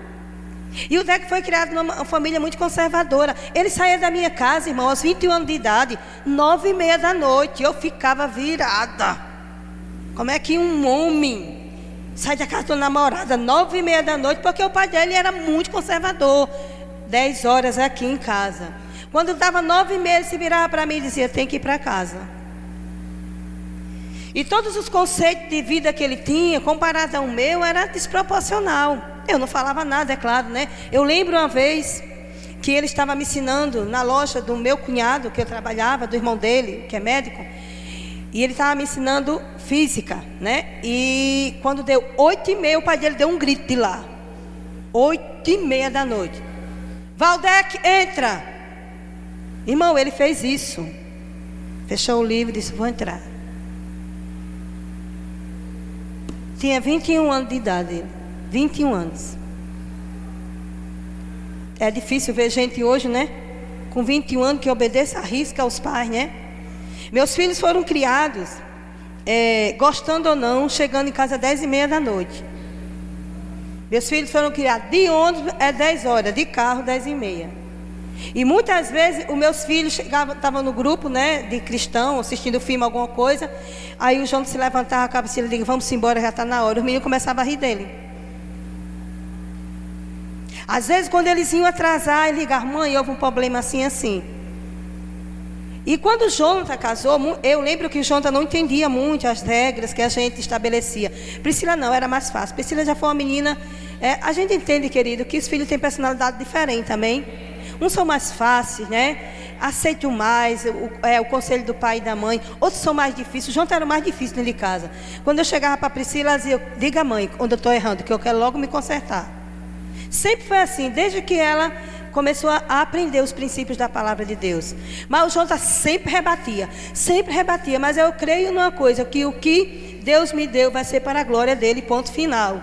E o diabo que engula o seu rabo, amém? Engula, porque os nossos filhos têm que servir para a glória de Deus, mesmo que demore, mas vai servir para a glória de Deus, amém? Não desista, querido, dos seus filhos só porque você acha que ele é difícil. Eu amei meus filhos do mesmo jeito, mas eu tive um filho fácil e um filho difícil. Nunca, teve um dia que eu estava sentada lendo a Bíblia no escritório, e o Jonathan passou da escola, né? E o escritório lá de fora, ele passou ele tinha 16 anos, botou a cabeça e disse assim: a senhora sempre fica lá do lado do meu pai. Aí, puf, né? Soltou o veneno e foi para o quarto. E uma das coisas que eu aprendi com Deus é que a unidade no casamento é uma fortaleza, querido. É um pilar. Casais unidos já tem um pilar forte dentro do casamento. Nunca permiti que meus filhos fossem instrumento para gerar divisão entre mim e meu marido. Sempre conversamos tudo dentro do quarto, como resolver as coisas, como vou resolver aquela questão do Jonta, como vamos resolver aquela questão da Priscila. Sempre conversamos sobre isso. Nunca deixamos, que os nossos filhos abalassem nossa estrutura, nossa unidade. Nunca os nossos filhos foram, amado, pessoas que manipulassem nossas vidas. Você não é boneco, você não é não é marionete. Tem pais que são marionetes na mão dos filhos. Os filhos falam uma coisa, ele vai para lá. Os filhos, irmão, o casal tem que ser unido. O casal tem que decidir as regras dentro de casa. Não são os filhos. Tem filho que manda no pai. Eu vi um dos filhos de uma pessoa da minha família. O menino tinha 3 anos de idade, batendo, dando esporro no pai. Eu chamei esse da minha família de cabra safado. Irmão, como é que o filho de 3 anos vem bater em mim? Está criando um monstro marginal para essa sociedade. Então, pai é pai, mãe é mãe. Aí, deixei ele, soltou o veneno, Deixei ele, como ele era o mais difícil da família, ele sempre tentava, resistir às ordens, resistir aos comandos. Eu cheguei lá no quarto e digo: agora vamos conversar? Senta aí, olhei nos olhos dele e disse para ele: você nunca, preste atenção que eu vou te dizer, nunca, absolutamente nunca, você vai ser usado pelo diabo para trazer contenda ou divisão para mim e seu pai, ouviu? Filho, é bênção. Se seu pai te der uma ordem, fica a ordem dele, eu ratifico embaixo. Nunca tive isso lá em casa, amado. O filho vai para o pai, aí o pai dá uma ordem, aí o filho vai para a mãe, sabendo que o pai deu uma ordem. Aí a mãe diz: mas teu pai falou? Não, mas vá, eu dou um jeito com o seu pai, depois eu falo com o seu pai. Que tipo de autoridade você está exercendo dentro de casa? Que influência é essa? Que o filho consegue tirar a sua palavra. Você está mostrando para o seu filho que não há palavra dentro de casa. Então, amado, essas coisas Deus nos ensinou pela palavra, pelas instruções, quantas instruções de curso de família já teve aqui. Essa igreja é uma igreja de palavra. É uma igreja que tem muito conhecimento. Você tem escola de treinamento, vocês têm escola, Tem o Rema, onde tem a matéria família cristã, como lá também tem a matéria família cristã.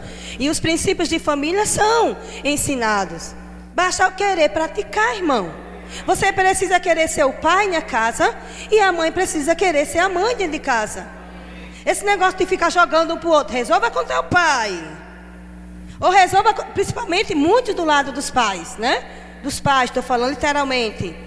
Ô pai, vamos fazer isso, resolva com a sua mãe. Jogar a responsabilidade que é de um para o outro, irmão, é quebrar princípios dentro da família, é criar filho desestruturado. Então, uma das coisas que eu nunca vi na minha casa, nunca vi meu pai e minha mãe unidos, nunca vi na minha casa. Nunca, todo dia tinha uma briga, todos os dias meu pai e minha mãe brigavam. Se tivesse um dia que meu pai e minha mãe não brigassem, eu acho que parecia que Jesus ia voltar naquele dia, mesmo eu não sabendo. Então era comum eu ver muita desunião dentro de casa. Mas quando Deus me chamou a atenção para esse salmo, Ele me mostrou, amado, a videira é um símbolo espiritual na Bíblia. Em João 15, Jesus disse: eu sou a videira verdadeira e meu pai é o viticultor. Então a mulher é chamada na Bíblia como uma videira frutífera no interior da sua casa. Há muitos frutos, mulher, que você pode dar dentro de casa no seu papel de sacerdote do lar, ou sacerdotisa do lar. Amém? Então você pode não apenas orar pela sua família, mas ser uma pessoa que coopera com a missão de criar filhos funcionais no Senhor. Então, eu tive 2 filhos diferentes, e a mesma ministração que eu dava para um, eu dava para outro. Agora, nós sabemos que os filhos, uns têm mais dificuldade de receber e outros não, mas eu quero te dizer que a palavra é viva. E a palavra é eficaz, e ela é capaz de gerar vida. Eu lembro que muitas coisas o Dex sempre dizia para o Jonathan: meu filho, não sai para a rua de qualquer jeito. Não vai de chinelo, de calção, pegar um ônibus, pode te confundir com o marginal. E ele ficava às vezes, meu pai é extremista, né? Parece que geralmente na juventude muitos dos filhos acham o pai extremista.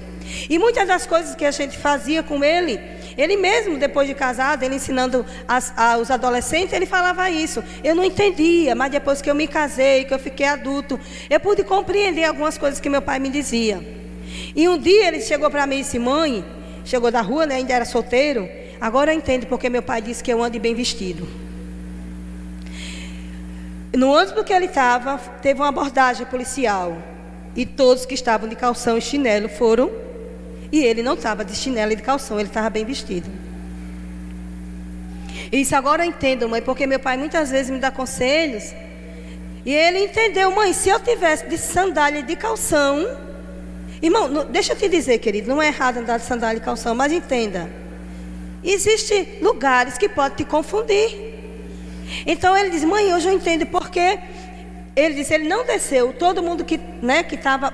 de qualquer jeito, de camiseta, ele tem mania de andar de camisetinha e de calção assim, de qualquer jeito. E o Deck não, sempre dizia para ele: meu filho, bota pelo menos uma camisa de manga, né, que dá uma aparência melhor de gente, né? E parece, querido, que os filhos sempre acham, né, meu pai é chato, minha mãe é chata, mas é chato para o teu bem. Amém? E ele chegou em casa e disse: mãe, ainda bem que eu estava com tênis, uma calça jeans e uma camiseta, que eu não fui abordado como os outros. Então, queridos, nesse salmo Deus me ensinou muito a ser a ajudadora idônea que meu marido precisava.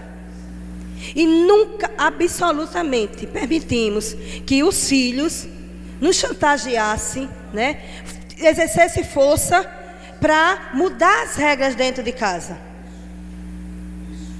Numa igreja, eu vi um menino de 3 anos, era 4 anos, numa festa de um casamento. A mãe tentando dar, parece que um suco a ele, não sei o que, sei lá o que foi. E ele não queria, ele pegou e jogou na cara da mãe. Aí a mãe fez: mas menino! Se fosse eu, irmão, eu sei que tem a lei aí de não bater, mas eles que ficam com a lei. Pegava: vem cá, meu filho, vamos ali pro banheirinho. Vamos ali pro banheirinho. Opa, a Bíblia diz que não devemos retirar a vara da criança. Tinha 3 aninhos, irmão, idade certa para bater na bunda. Aí depois, quando cresce, fica rebatendo com a mãe e com o pai. Não sei por que esse menino está assim. Criação. Por mais que meu filho fosse difícil, ele calava a boca dentro de casa. Ficava de boca calada. Aqui o galo é seu pai e a galinha sou eu. Então, querido, a criação que você dá, ela sobe. Ela vai crescendo. Amém? Estamos vivendo uma geração, amado, que é oposta ao que nós presenciamos. Uma geração que faz filho de bebelô. Parece que o filho é um bonequinho, não pode, né, ficar para cima e para baixo. Filho precisa ser bem criado, amado. Eu não sei, mas eu acredito que nessa noite parece que o maior problema aqui, entende o que eu quero dizer, querido? A maior questão aqui é a criação de filhos. Porque a administração todinha, né? Tudo, você está vendo que o fluir do Espírito de Deus. Como sabe que o Espírito de Deus está aqui? Amém? Irmão, quem rege essa igreja é o Espírito Santo. Ele sabe o que você precisa, o que é melhor para você. A melhor mensagem não é a que você gosta, é a que é necessária para o teu momento. Amém? Nunca é que a gente quer, vou lá para ouvir. Não, é para ouvir o que é necessário. É como os dons do Espírito Santo. Os melhores dons são aqueles que são necessários para o momento. Irmão, eu vou te dizer uma coisa. Eu sempre disse a Deus: se eu não puder seguir o meu chamado com a minha família, eu não quero chamado. Eu não quero ser conhecida como uma ministra do poder. Eu quero ser conhecida como uma esposa segundo o coração de Deus. como uma mãe segundo o coração de Deus. Eu quero olhar para trás, depois do trabalho que eu fiz na minha casa, e dizer: estou satisfeita. Como Jesus disse que Ele se satisfez com o trabalho da alma dele. Então, eu não quero, querido, eu nunca quis, eu disse para Deus, no dia que o ministério, que chamado, estiver me prejudicando, eu paro o meu chamado, eu paro o ministério e vou cuidar da minha família. Eu não quero perder tempo na vida, querido. Eu não quero, querido, eu não estou te criticando, mas eu estou dizendo a minha posição em Deus. Eu não quero lá na frente olhar para a minha casa e dizer: eu estou ganhando o mundo, perdi minha família. Eu quero minha família. Meu maior prazer, irmão, não é quando eu estou ministrando. Meu maior prazer é quando eu chego em casa, abraço meu marido, converso com a minha filha, converso com meu filho. É o meu maior prazer, amado. É saber que Deus me deu uma família e que me deu habilidade e competência para eu ser funcional na minha casa. Então Deus reconstruiu muita coisa em mim, preencheu as lacunas que havia na minha vida. E hoje, amado, eu sou uma pessoa preenchida pela graça de Deus. A graça de Deus me reconstruiu. Eu lembro que uma das coisas, né, na adolescência, o João errou em determinado ponto, e nós não condenamos ele, né? Ajustamos as coisas no momento. E ele olhou para o pai chorando e disse assim: pai, o meu desejo, o meu sonho é ser como o Senhor. É ser como o Senhor, porque eu sei que o Senhor é um exemplo. O Senhor é o meu referencial de vida, como um pai. Então, querido, essa é a maior alegria de um pai e de uma mãe. Que os filhos possam olhar para nós, mesmo em alguns pontos, né? Quando sabe que filhos são filhos, eles podem errar, amém? Todos não nascem perfeitos, né? Eles vão sendo reconstruídos. Mas observe, querido, o que ele falou. Ele tem um referencial. Muitas vezes meus filhos chegou em casa, né, na adolescência, com macacada, né? Mas chega com aquelas presepadas, né, que aprende na escola, né? Mas tem pai e mãe que acha bonitinho as macacadas que vem de fora. Ô filhinho, aprendeu coisa nova, né? E foi, sendo do inferno. Mas é coisa nova, mas é do inferno, né? Quando ele chegava em casa com aquelas macacadinhas, você acha que porque é filho de crente não vai ser influenciado lá fora, não, irmão? O mundo está aí para influenciar e você tirar a influência. E ele chegava com as macacadas dizendo: tu aprendeu isso? Mãe, a escola, tem em casa isso? Tu vê em casa? Não, então jogue fora. Jogue fora. Em casa não tem isso, irmão. Mas o problema é que os pais hoje são capazes de botar os filhos no lugar de Deus. Os filhos podem aprender uma coisa errada, maligna, tão bonitinho, bichinho, mas trazendo o inferno para dentro de casa e quebrando princípios que servem para a vida dele até o último dia. Então, amados, vamos cuidar dos filhos, né? Amém? Eu sempre digo, meu filho, eu vou ter uma neta, eu não vou ter um filho, porque filho cria, eu não vou criar minha neta. Amado, não estou criticando avô que cria os filhos, você é livre. Mas eu não quero que meus netos tenham a minha personalidade. Quero que eles sejam criados pelos pais, como eu criei meus filhos. Então eu tenho... às vezes as pessoas acham: pastora, você vai ser uma avó muito seca. Não, irmão, eu vou amar meus netos.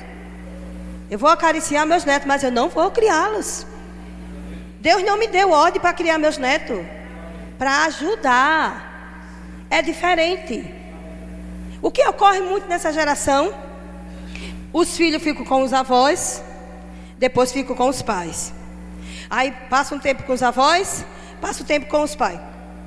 Que tipo de personalidade esses netos vão ter, querido? Nós, como os avós, podemos influenciar em muito na criação, mas eu não posso criar, construir os meus netos, uma criação nos meus netos. Minha nora é totalmente diferente de mim no que diz respeito até a arrumação da cozinha. Então cada pessoa tem um jeito de organizar, de administrar a sua vida. Eu era a pessoa menos, irmão, preparada para criar filhos. Mas Deus me instruiu, Deus me orientou. Eu busquei, irmão, não fiquei parada. O que eu sabia, eu lia. Eu tenho muitos livros em casa sobre família. Se a minha carência era nessa área, eu comecei a ler mais. Meu esposo não tinha tanto, porque foi criado num lar de disciplina, num lar de obediência. Eu não, fui criado totalmente diferente. Chegava em casa meia-noite. Tá a pessoa criando meus filhos assim? Então seria, amado, Deus teve que reconstruir em mim muita coisa.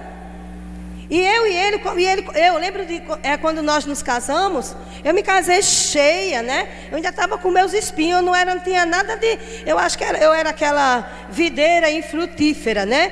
Que ainda não tinha dado fruto. Ela começa a dar fruto com 3 anos, fruto de perfeição. E eu acho que eu só tinha mesmo, era ao invés de frutos, né? Era um pouquinho de espinho. Então eu me casei assim, já falava grosso com ele, como meu pai, como a minha mãe falava com meu pai. Minha mãe não ficava para trás não, irmão. Era capaz da minha mãe bater no meu pai. Ele se virou para mim e disse: você casou com um homem. Na minha cara. Você não casou com o Roberto, não. Eu recuei e digo: o negócio aqui é diferente. Ele falou, fui levantar a voz. Logo no primeiro ano de casamento, eu digo: o negócio aqui é diferente. Mas observe, querido, não é? Observe. Se ele deixasse, eu ia bater nele.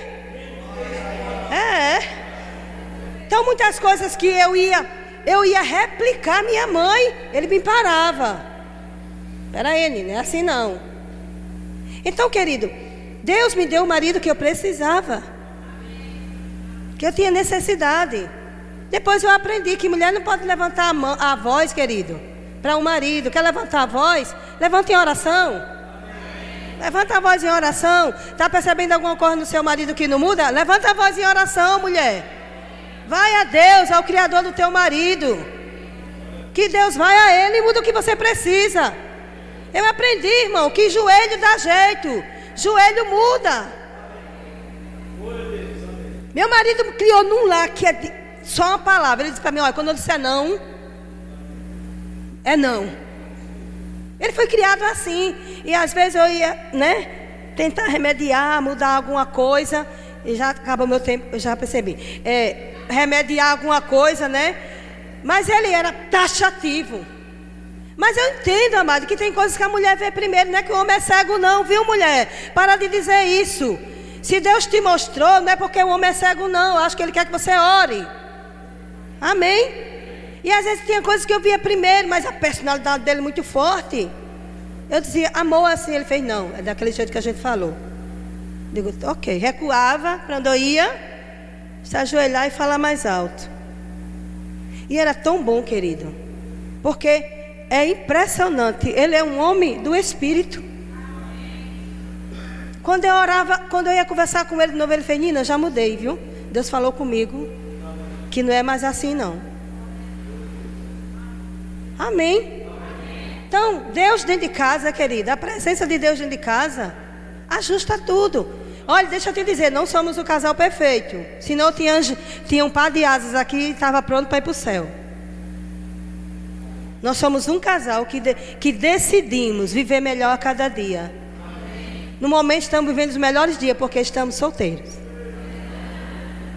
No sentido, né? Só vivendo como solteiro porque eu não tenho filho dentro de casa, né? Então estamos vivendo quase que uma lua de mel. Está com filho agora, né? Planejamos juntos, ficamos mais juntos, amado. Não estranhamos o casamento. Então estamos vivendo numa fase muito boa. Fui até pedido em casamento de novo. E parece que é o pastor Eliseu que vai fazer o casamento.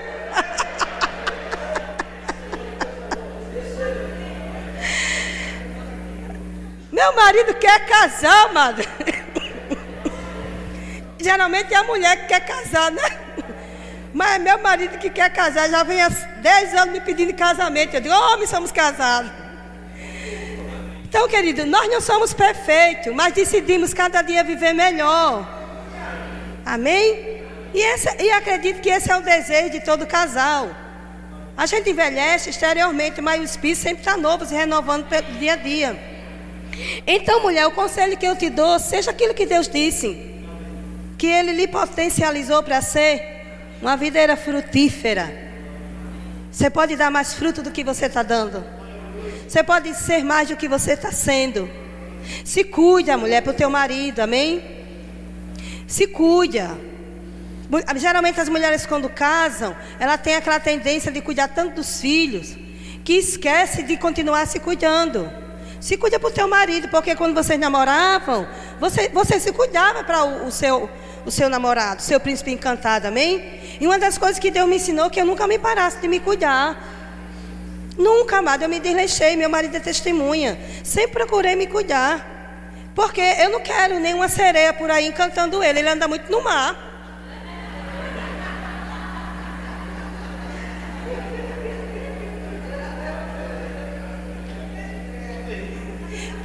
Ah, pastora, mas eu não tenho condições de entrar na academia, amado. Primeiro, não sei nem porque eu estou falando isso, eu sei que eu consegui meu tempo, mas eu vou encerrar, viu? Que o irmão Eliseu, pastor Eliseu, me perdoe.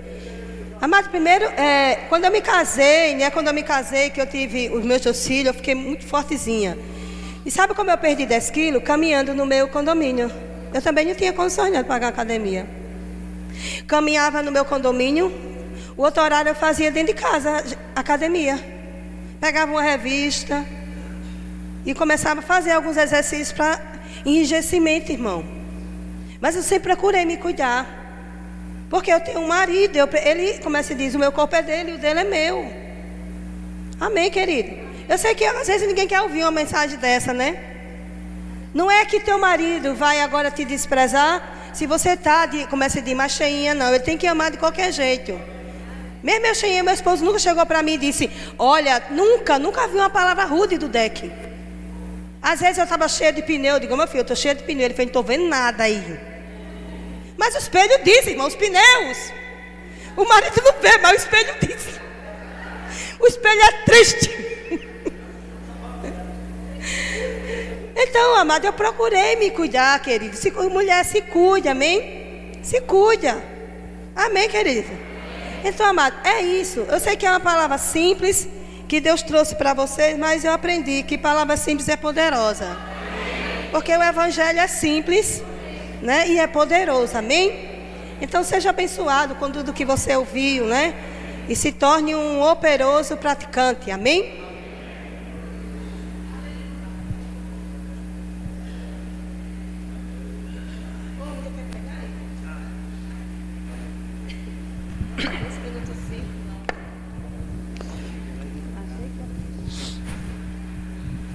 Eita, Jeová, é estreito.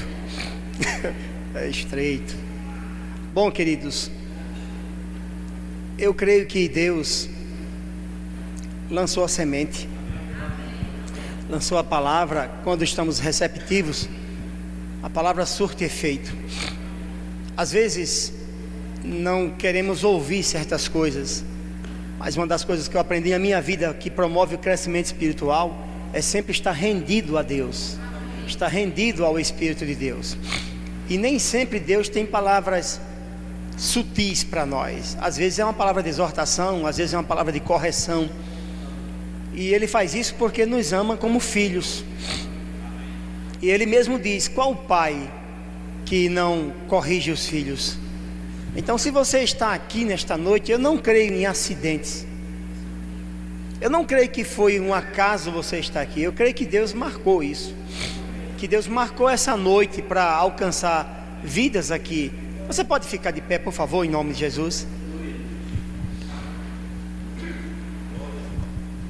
Eu acredito muito que não é apenas o fato de tempo de casamento que temos, porque tem pessoas que têm 40, 50 anos de casamento, muito mais do que nós, mas é tempo que temos na presença do Senhor. É o tempo que nós temos sendo edificados, buscando o Senhor e a orientação, os conselhos divinos para a nossa vida. Então eu queria abrir espaço nesse momento para fazer uma breve ministração sobre quaisquer casais aqui que queiram receber de Deus mais graça para ser ajudado nas mudanças que o próprio Deus irá fazer na vida. Eliseu, eu posso fazer isso? Eu posso ministrar isso aí, querido? Então nós queríamos, debaixo da graça que Deus tem nos favorecido, transmitir um pouco dessa graça para a sua vida, abençoando você, fazendo uma oração pelos casais que aqui estão, os casais que estão dispostos a isso. E eu acredito sim que da forma como Deus, como ela disse, tivemos muita dificuldade nos 2 primeiros anos, porque 2 pessoas diferentes, personalidades diferentes, culturas diferentes, emoções diferentes foram postas no mesmo teto, e transformar uma inequação em equação, irmão, não é uma tarefa fácil, é obra do Espírito. Então éramos diferentes em quase tudo, sem princípios estabelecidos que pudessem casar um com o outro, e Deus fez isso na nossa vida. E como ela mesma falou, de fato estamos vivendo os melhores dias de nossa vida. Não que os filhos fossem problema quando estavam em casa, mas é que hoje 100% do nosso tempo é um para o outro, 100%. Então estamos continuando o caminho de descoberta um do outro, que não tem fim. Jesus volta, irmão, vocês vão ver que vão descobrir coisas um do outro. Ninguém conhece o cônjuge 100%.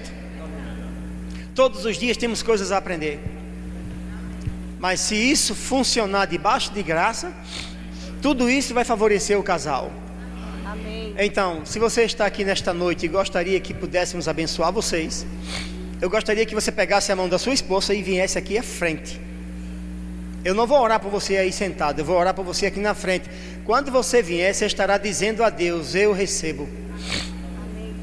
Eu recebo mais da tua graça. Então, pegue a mão da sua esposa, você que deseja receber mais graça do Senhor. A caminhada de casamento é uma caminhada, eu sei que muitas vezes difícil, não é? É uma labuta diária, porque diariamente temos que fazer morrer a nossa natureza carnal todos os dias, para vivermos uma vida superior, uma vida melhor, uma vida que agrada a Deus. E eu creio que Deus tem graça, que Deus tem favor para vocês aqui. Amém, queridos? Nós vamos fazer de fato uma oração coletiva. Vamos rogar ao Senhor para derramar a sua graça, graça que capacita a vivermos melhor, a vivermos uma vida mais funcional, não apenas para o lar, mas para o reino de Deus. Então não tenha vergonha, nós estamos aqui entre família. Amém? Nós somos uma família e queremos crescer mais em Deus. Eu vou pedir a Deus que o espírito de sabedoria, o espírito de inteligência espiritual, ele seja derramado sobre os casais aqui representados. Eu acredito que uma das coisas que mais precisamos na nossa vida é sabedoria, irmão. Sabedoria para os relacionamentos. Sabe que esse relacionamento entre marido e mulher foi feito para durar. Amém? Não é um relacionamento que deve ser passageiro. Deus, quando planejou o casamento, planejou para durar. Ele abençoou o casamento para que ele fosse algo que durasse, permanecesse. Jesus confirmou o desejo de Deus quando ele disse: o que Deus ajuntou, o homem não separe. Então, o diabo, nem você mesmo, nem a sua carne terá nenhum proveito sobre o seu relacionamento. Eu creio que a graça de Deus vai melhorar essa relação, vai unir um ao outro com mais força, com mais sabedoria, com mais perspicácia. A capacidade de você, homem, perceber as necessidades da sua esposa, a capacidade, mulher, de você perceber as necessidades do seu marido. Essa capacidade, essa percepção vem de Deus. Deus aguça isso dentro de nós. Amém? Há mais alguém que gostaria de vir? Nós vamos orar. Minha esposa vai tocar aqui no meu ombro. Você dê as mãos, e todos os casais que ainda não estão aqui, dê a mão à sua esposa aí também, onde você estiver. A oração que funcionar para ele vai alcançar também você, mesmo que o seu marido ou sua esposa não estejam aqui. Pai Santo, em nome do Senhor Jesus, muito obrigado por esta noite especial que o Senhor proporcionou para cada um de nós. Estamos felizes por estar aqui. Todas as vezes que nos expomos à sua palavra, Pai, ela modifica a nossa vida. Somos afetados pela doce presença do Teu Espírito, que é o autor da Sua palavra. Aqui estão, Pai, famílias representadas, homens e mulheres que Te servem, que Te conhecem, Pessoas que têm um desejo genuíno no coração, Pai, de viver bem no relacionamento conjugal, de ter um lar segundo a Tua palavra diz e afirma. Senhor, nós convidamos a ação do Teu Espírito, que o Senhor derrame mais graça, para que estes lares aqui representados sejam edificados pelo Senhor, não pela vontade humana, não seja o que eles pensam, mas Pai, seja a Tua graça construindo aquilo que eles não são capazes de fazer. Eu declaro, Pai, e lanço sobre eles, eu libero sobre esses casais a atuação do Teu Espírito. Eu lanço uma palavra profética, que aquilo que está seco vai receber vida, Pai. Os vales serão preenchidos, ossos secos terão carne, e aquilo que não tem água, Pai, será uma fonte que jorre para a vida. Pai, as áreas em todos os aspectos da vida destes casais, as áreas improdutivas agora se tornam produtivas pela atuação do Teu Espírito. Senhor, eu rogo por chuva do Teu Espírito. Eu rogo que o Senhor derrame chuva sobre esse povo, derrame graça, regando as áreas que eles têm mais necessidades. Ó Deus, em nome de Jesus, eu vou colocar minhas mãos sobre a cabeça destes casais, e quando eu tocar neles, Deus, a Tua graça se fará presente. Em nome do Senhor Jesus, pelo poder do Teu Espírito, Pai, eu libero a ação do Teu Espírito sobre esses casais agora, no nome de Jesus. No nome de Jesus, mais graça, Espírito de sabedoria, Espírito de inteligência espiritual, Pai, sobre esses casais, trazendo, Pai, revelação e entendimento espiritual nas coisas concernentes à revelação da Tua palavra para uma família funcional. Em nome de Jesus, Pai, eu os abençoo, liberando a ação do Seu Espírito, Pai, na união destes casais. Pai, o Espírito de unidade agora vai crescer nestes casais, em nome de Jesus. O Espírito de unidade fortalecendo, Pai, este relacionamento. Em nome de Jesus, receba essa graça. Em o nome de Jesus, abençoamos, Pai, essa relação.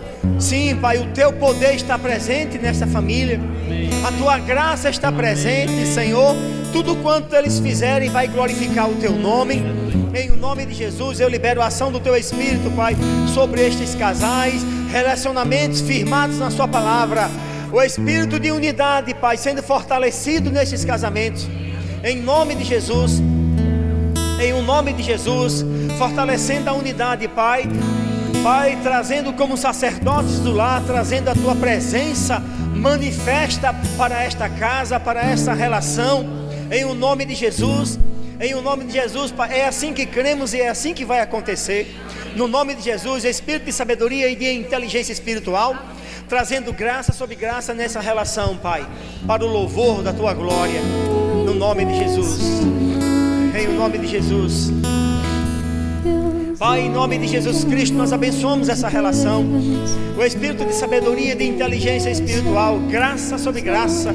Pai, o Espírito Santo agora tem liberdade para promover a unidade perfeita, a unidade neste relacionamento. Deus, é a unidade, aquilo que o Senhor juntou, homem nem Satanás pode separar. Porque, Pai, eles foram colados, Pai, pela Tua graça. Eles foram cimentados um ao outro para produzir, Pai, a Tua imagem nessa terra. No nome de Jesus, Pai, eu os abençoo. Em nome de Jesus, Pai, nós liberamos, Pai, o fortalecimento na unidade dessa relação. Fortalecimento, Pai, graça sobre graça, fazendo prosperar a unidade, fazendo prosperar pela inteligência espiritual, o espírito de sabedoria, Pai, para proceder num relacionamento conjugal e familiar. Deus, a casa dos Teus servos se enche de graça para alcançar, Pai, as suas futuras gerações. As gerações futuras, Pai, são bênção, não divisão. São bênção neste relacionamento, não divisão. Bênção em bênção, é bênção, é bênção. Em o nome de Jesus.